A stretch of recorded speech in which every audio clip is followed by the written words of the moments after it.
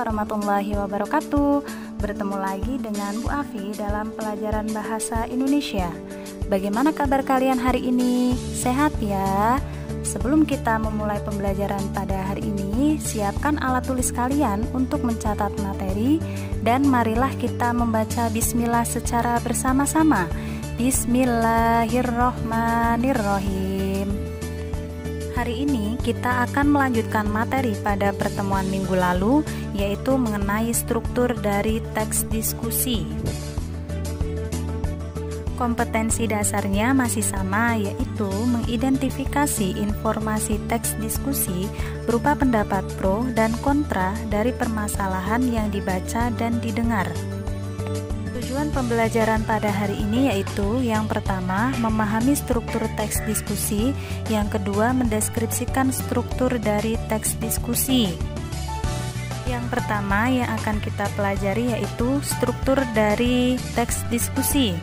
Struktur dari teks diskusi itu sendiri ada 3, yaitu yang pertama ada isu, yang kedua argumen, dan yang ketiga ada simpulan.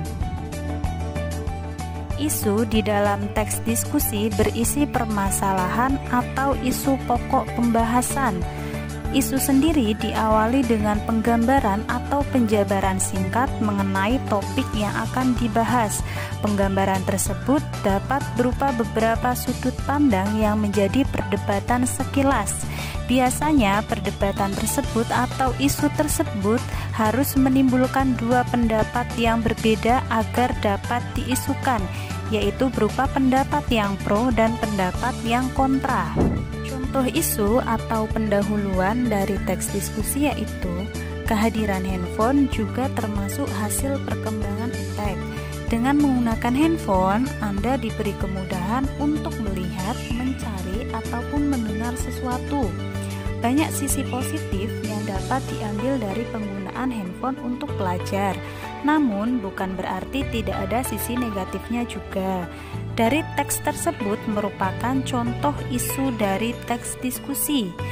Kenapa? Karena di situ merupakan penjabaran atau awal pokok pembahasan mengenai kehadiran handphone bagi pelajar. Ada sisi positifnya dan ada pula sisi negatifnya. Yang kedua yaitu argumen. Argumen adalah bagian di mana terjadi penyampaian pendapat. Terdapat argumen pro atau mendukung dan ada pula argumen kontra atau menolak. Argumen berisi sanggahan atau pernyataan yang menguatkan salah satu posisi. Bagian argumen dalam teks diskusi berbeda dengan argumen dalam teks eksposisi dan teks tanggapan. Argumen pada teks diskusi berupa dukungan atau pertentangan terhadap sebuah isu. Sedangkan argumen dalam teks eksposisi dan teks tanggapan berisi pendapat yang memperkuat salah satu pernyataan saja. Contoh argumen pro yaitu pendapat yang menyatakan kesetujuannya terhadap isu atau pokok pembahasan yang sedang dibahas. Contohnya di sini yaitu sisi positif dari penggunaan handphone bagi pelajar, yaitu untuk mengakses atau mencari data mengenai materi yang akan mereka pelajari. Contoh argumen kontra yaitu pendapat yang menyatakan ketidaksetujuannya terhadap isu pokok permasalahan yang sedang dibahas. Di sini contohnya yaitu penggunaan handphone bagi pelajar ada dampak negatifnya, yaitu membuat para siswa menjadi tidak fokus ketika belajar dan cenderung memanfaatkan penggunaan handphone untuk keperluan di luar konteks belajar. Yang ketiga yaitu simpulan. Simpulan dalam teks diskusi merupakan hasil diskusi atau rekomendasi maupun solusi dari permasalahan yang telah didiskusikan. Hasil tersebut sebaiknya merupakan jalan tengah atau solusi yang netral untuk kedua belah pihak. Contoh simpulan yaitu merupakan jalan tengah yang diambil dari isu atau perdebatan yang sedang dibahas.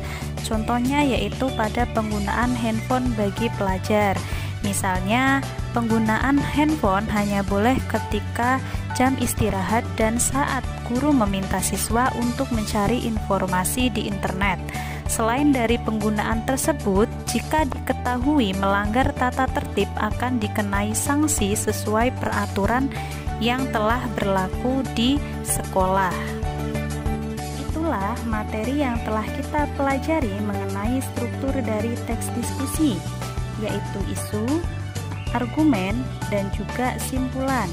Untuk menambah pemahaman kalian mengenai struktur dari teks diskusi, silahkan analisislah teks yang telah Bu Afi sediakan.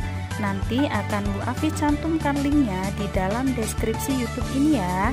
Silahkan nanti diklik, kemudian analisislah mana yang merupakan bagian isu dan mana yang merupakan bagian argumen yang pro dan kontra, serta bagian kesimpulan. Kemudian tulislah di buku tulis dan dikirim melalui WA ataupun e-learning. Demikian pembelajaran bahasa Indonesia hari ini. Tetap semangat ya. Jangan lupa tetap patuhi protokol kesehatan dengan mengingat 4M: memakai masker, mencuci tangan, menjaga jarak, dan menghindari kerumunan. Marilah kita tutup pembelajaran hari ini dengan mengucapkan Alhamdulillah. Alhamdulillahirabbil alamin. Wassalamualaikum warahmatullahi wabarakatuh.